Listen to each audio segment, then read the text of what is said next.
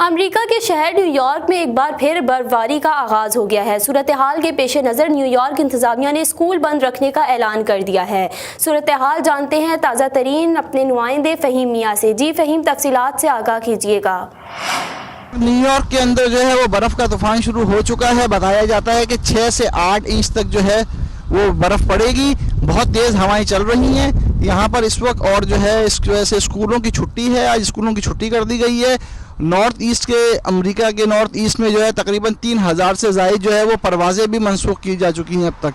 जी फ़हीम, ये भी बताइएगा जो बर्फबारी का सिलसिला है वो कब तक थमेगा और कल क्या सूरत हाल रहेगी? जी, ये जो बर्फ़बारी का सिलसिला है ये आज रात गया तक जारी रहेगा और जो है कल इम्कानात हैं सूरज जो है वो निकल जाएगा और मामूलात ज़िंदगी जो है वो मामूल के मुताबिक आ जाएंगे। जी फ़हीम, ये भी बताइएगा कि 21 मार्च की तारीख में न्यूयॉर्क में मौसमी रिकॉर्ड क्या बताया जा रहा है?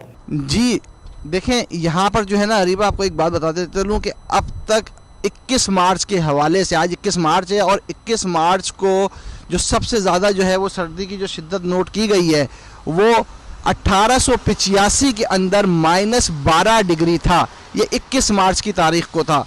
ये सबसे ज़्यादा अमरीकी रिकॉर्ड के मुताबिक सबसे ज़्यादा सर्दी 21 मार्च को अब तक जो हुई है वो 1885 को हुई है। और इसी तरीके से जो है ना वो अगर आप गर्मी देखें तो जो है सबसे ज़्यादा गर्मी 1945 में 21 मार्च को जो है वो रिकॉर्ड की गई है कि भाई सबसे ज़्यादा गर्मी जो थी 1945 में 21 मार्च को थी। उस वक्त दर्जा हरारत जो है वो 80 डिग्री जो है वो फ़ारेनहाइट था। अगर आप उसको सेल्सियस में लें तो वो तकरीबन 30 के करीब जो है वो जाके 30 डिग्री सेल्सियस के करीब जो है वो बनता है। बहुत शुक्रिया फ़हीम, हमें सूरत हाल से आगाह कर रहे थे।